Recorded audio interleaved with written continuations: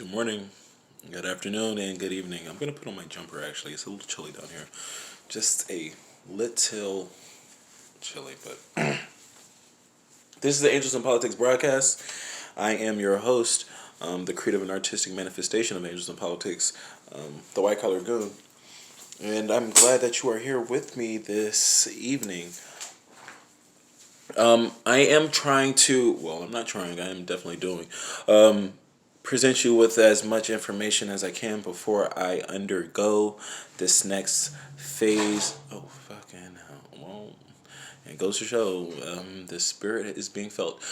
Before I go through this next transformative or spiritual change, enhancement, upgrade, development, which will be me spending 1 month in an ashram. And it's going to be here. I'm not going to be in India, at least not just yet. That is already coming. That's already been manifested. That's already been written down multiple times over. So when I get to India, that's going to be, of course, a next level of transcendence. But I'm going to be spending a month in a place called Yogaville, which is going to be in Buckingham, Virginia, for a month. And it's going to be a living yoga program or a living yoga retreat in which I will be immersed through I'll be fully immersed through experiential learning and practices of the yogic principles and traditions, and get a keener understanding of that way of life. I have been attending yoga sessions here down the street, hot yoga sessions that have been extremely beneficial for the body, internally and externally, but spiritually, mentally, throughout the 5 areas of expression. Of course, the psychological body, mental body, emotional body, spiritual body, physical body. I won't say social body. There's not really much socializing that goes there. You know, you're on your own mat and you're in your own world, but you do get to communicate non-verbally with people, and of course you can talk and stuff. And there has been some cool guys that I've met, and we talk about how, like, yoga still hasn't made its way to the mainstream of guys, fitness, because we're still trying to get bulky and muscular. And even though yoga definitely builds muscle, cognitive muscle, spiritual muscle, but I mean physical muscle as well. You have to hold the poses, maintain the poses, and for the flexibility is next level. But before I even yeah, well, that's gonna be next, not even next week. That's gonna be in a few days. So I won't be as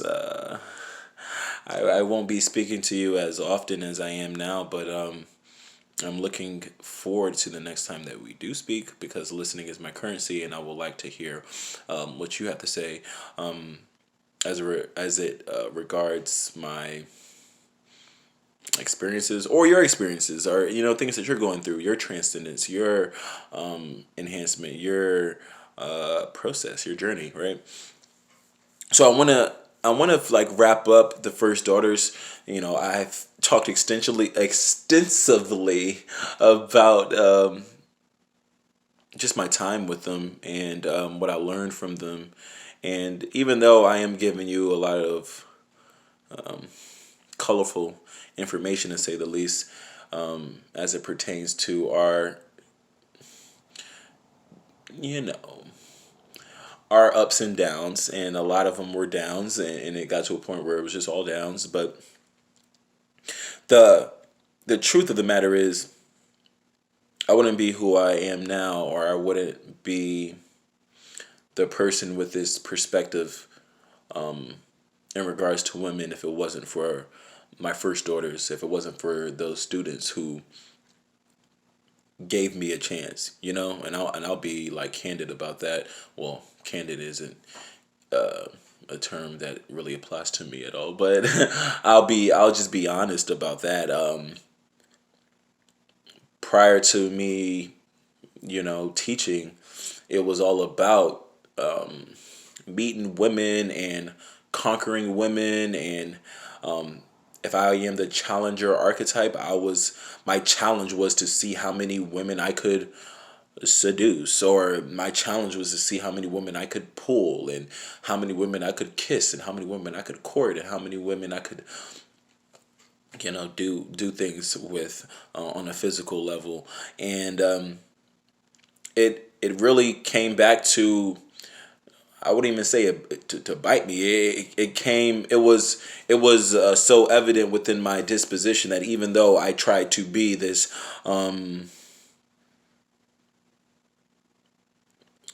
I try to be a teacher, I try to be that educator who could provide, information, or be informative, and try to be that guy who wasn't necessarily like, oh, I'm not your dad, I'm not your uncle, I'm not your elder brother. I'm your teacher, but like, listen, girls, I'm 23 years old. I really wanted to be like, almost like the cool cousin. I wanted to be like the camp counselor that like you could come to and talk the talk. I wanted them to understand that, like, yo, I've had a lot of experiences, and as young ladies, I wish you were a bit more aware or mature enough to see, like, girls, you could talk to me, you can come to me, we can use these classroom sessions as like ways to build in a constructive sense, in a constructive way. Like, I really would like to have conversations about your dreams, your aspirations, self-realization, self-actualization, manifesting what you truly want out of life. I wanted to talk to them about, like, yo, the fact that I'm here in Thailand is not like by the snap of my fingers, or it's not by some coincidence, because life isn't about coincidences. I was telling them, like, even before I understood what alignment was, even before I read The Secret by Rhonda Byrne, before I knew what the laws of attraction were, like, I knew that I was supposed to be there through like the universal order, through natural universal order.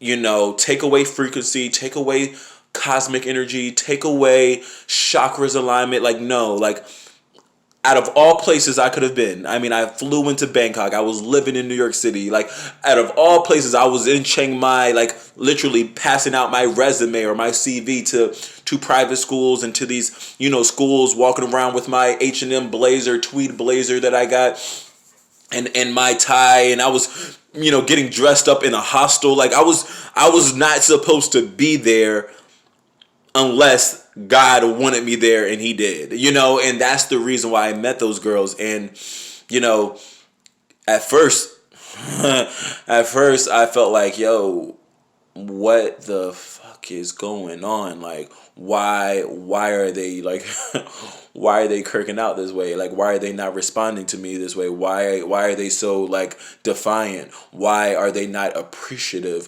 Why are they not, it was all personal. It was all me, like, me. Why isn't this happening for me? And it wasn't until the school year was over and I had time to mull it over through, copious amounts of beer, and through me standing on my patio, in my apartment, smoking cigarettes. And I'm not suggesting you do that, but like, yeah, I was like drinking a lot. Well, a lot is pretty subjective. I was drinking, I was smoking, but it stayed with me. For my personality type, or for my archetype, you know, things that might be surface level, things that may not be that quote unquote deep, things that might be like, oh man, she's just, don't take it personally. Well, I did, I really would be at home, or, I would take what was happening in the school, like, with me home over the weekend, and it would tear away, not necessarily like tear me to the point where I'm crying, but I was to the point where it's like I would have dreams, and they were in my dreams. My students were in my dreams, and then even in my dreams, they were still being disrespectful. Like, they were still like, "Yo, get the fuck away from me!" Like, in my dreams, like I was I would be running on the track, like exercising to get my mind away from the school system or from like my contentious, divisive students who were like, who rallied around. They came together. There definitely was a lot of team building. There definitely was a closeness and a unity. There was a cohesive unit within my students. That was strictly against me, of course. Like I was like the boss. I was the evil person, but I'm so happy for that. I'm so grateful for that because I mentioned before I never really thought about the ethos. I never thought about like what they were going through. I never thought about how they perceived me. I never thought about despite their own perceptions, they had their own life and their own struggles, and I didn't know what was happening at the household. I didn't know what like any of those types of things. Any of those types of things didn't really cross my mind. So, being that before I got there, well, every Monday I would have them come up to the front of the classroom and explain to the class what they did over the weekend. That was just to get them speaking in English, of course, but to get them comfortable with talking in front of the class, get them comfortable with public speaking because these are invaluable skills. So I would have them do that. And I would never ask somebody to do something I wouldn't do myself. So I would first like go and be like, "Oh, you want to go? I'll go. I'll tell you all what I did." And eventually, the students started to pick up on my pattern recognition. And I'm transparent with my students, and maybe people who are listening who are teachers will be like, "Please don't be that transparent because kids don't forget anything. Kids listen to everything, and they do not forget a damn thing." So I used to tell my students, "Oh yeah, I was doing this and I did this and." I stopped by Bontawan, and Bontawan was the local pub. It was a restaurant, but it moonlit as a pub or pub slash club slash. That's where low key there, they knew what went down out there, and my students would be like, the leader of the classroom or one of the well, all the girls were sharp, but I would say the one that made the most progress or had the highest aptitude for English and for the rest of the grades, rest of the subjects. She pointed out, she was like, Teacher Gabe or Mr. Gabe, what they call him, Mr. Gabe, you're always at the pub. Like every weekend you're at the pub. You always go to the pub, it takes like an 11-year-old or a 12-year-old girl to like point that out to you. Like, what the fuck are you doing at the pub all the time? Like, why do you frequent the pub? Why do you fancy the pub? What's going down at the pub? And they didn't ask what was going down because they knew what was going down at the pub. So they could already see it's like, okay, man, you're a half-ass teacher. You don't have a lesson plan. You're already suspect because you're black as fuck, and we don't know that there's any black people in America. And then you're openly telling us that during the weekends you go to the bar. So, like, if there isn't a high level of respect for you, Mr. Gabe, like, let me tell you why. Like, matter of fact, we don't have to tell you why. Like, look at yourself. Like, so it was that type of thing that was going on, but it wasn't until like, it was a self-effacing moment. It was a self-effacing, time period whereby like these students were like holding up a mirror and like, look at you, dude, like look at yourself, like you're trying to be so cool and you're not. My students were actually say this, like, why do you think you're handsome? Why do you think you're handsome? You're not handsome. Why do you talk the way you talk? You're not cool. You're not suave. We don't want a picture with you. Like, they would be going into this like, yo, who do you think? That's essentially what they're saying. Who do you think you are? Who the fuck do you think you are? Because evidently somebody must have told you were handsome. Somebody must have told you were cute. Somebody must have given you some play. Around here, we're not here for it. And like, somebody might be listening like, yo, like, that's not cool. For the people who actually know me and know me from high school or know me from middle school or know me from college, they probably would be like, yo, Gabe, you needed to have that experience. Like, and I'm being dead serious. Like, I know I needed to have that experience. I needed to be in a place, even though there were kids, even though there were teens, not even teens, even though there were preteens whom I wasn't trying to impress. They were literally like letting it be known, you don't have to try to do anything. You're fucking lame. Like, they had to express that to me. So like, yo, I had to get broken down and like they had to show me my flaws. They had to show me like, you need to be more compassionate. You need to be more sympathetic. You need to be more humble. You need to humble yourself. You need to, if you don't humble yourself, we will make sure that you do. And that's what my job, that's what I got from that experience. That's what my first daughters taught me. My first daughters, and I remember saying that in the classroom. I didn't call them daughters, of course, but I remember telling them, because like they would go at periods without like speaking to me. Like they would complete their work, but like, you know, if I were to walk by to pick up their paper, they would hold their nose because I stink evidently, or they didn't want to touch or get near me and stuff like that. I mean, like I was touching them, like it was a whole thing. Like I was the plague, I was the alien, I was, you know, like the worst thing to happen in the world. But you know, I realized it wasn't personal. Well, maybe it was, but it wasn't personal. It was more so that was their way of saying like, these are your lessons. These are life's lessons. Like based on how you used to view women, based on how you used to treat women, based on how you used to regard women. Now you have young pre-teenage girls who can actually see through you and see who you are as a person, see how you probably interface with young women when you were their age, and they see that that it wasn't good. They see that you're some trash. They see that you're in another sense of word, you're a hoe ass nigga. You're a lame ass nigga. You're a herb. You're a fucking clown ass nigga. Like straight up. Like, and those girls were like saying that without saying it, but they were saying enough. But you know, I needed to be faced with that, because it's like I didn't have the best perspective of women. I didn't have the best ideology for women. When I was living in these places, or you know, traveling, I was the type of dude who was saying whatever, you know, needed to be said to get what I wanted out of women. You know, and I had no regard for their emotions. I had no regard for like, oh, you want me to say that I'm your man just so we can go home? Okay, I'm your man tonight. Like, you know, whatever needed to be said, I was just rolling with it.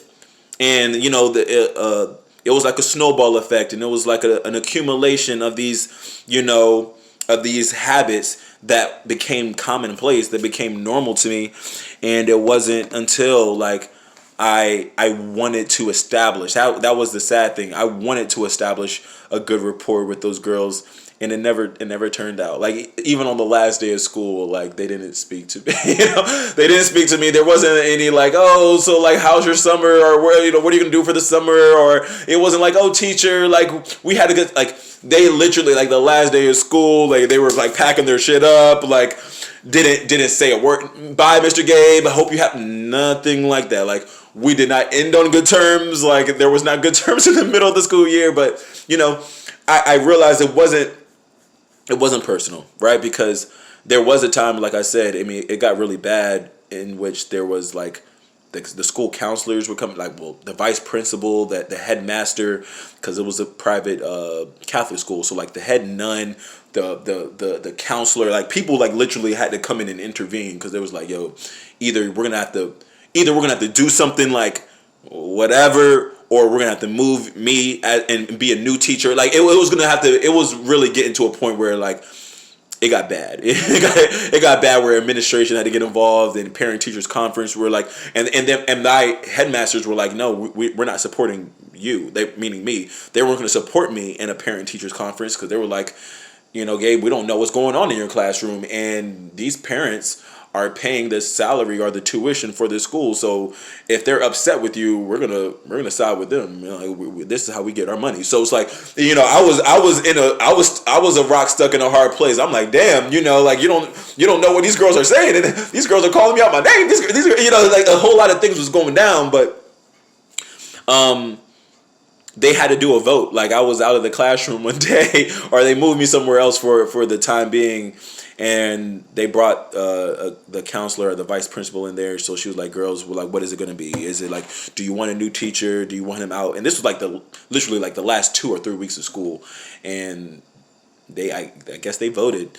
And the vote was to keep me there. So, I mean, I don't know if that's the truth. I don't know if they were voluntold. I mean, and probably it was. You know, I actually to this day don't believe they were like, oh yeah, we'll keep him here. But They did either way. And I remember my head teacher, or the head of the foreign language teachers, he was saying like, Gabe, like these girls were, they're gonna be defiant, but it wasn't just you. They're defiant in these classes too, and they're defiant in the other teachers too, and it's like at the end of the day, like there's still an appreciation there. There's still a love there, like, and they're just like giving you a hard time, and honestly, he said, like, based on your personality, Gabe, I can see why. I could see why, and that was his way of saying, like, yo, you are pretty, like, full of yourself. You do come across as really confident. Maybe it doesn't come across as really confident. Maybe it might come across as a bit arrogant. Maybe it might come across as a bit pompous, a bit pretentious. So it's like,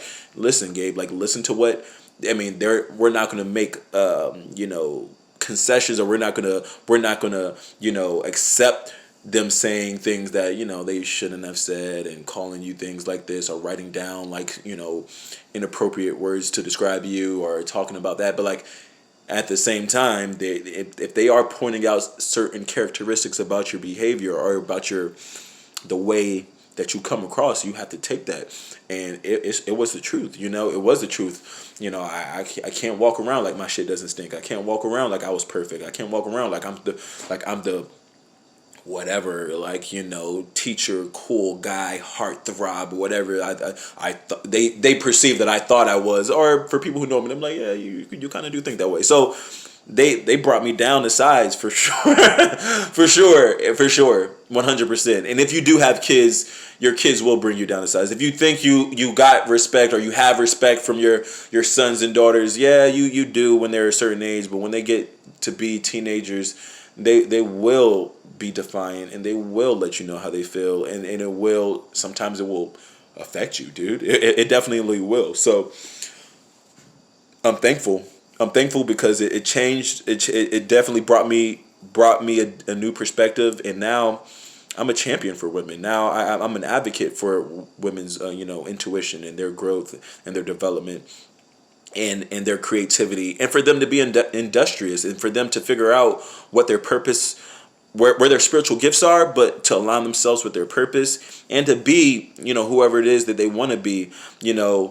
And I try to promote that before they really get themselves like involved with guys, not involved in a physical way, but just involved with like caring about what guys think. I really was trying to push that in my classroom. Like, girls, be who you are, figure out what you want to do what you want to do, because like the boys are always going to be there. The boys are always going to be around. I know this because I was a boy when I was 12 and 13, and I was like this, so God bless. White collar goon, collar goon.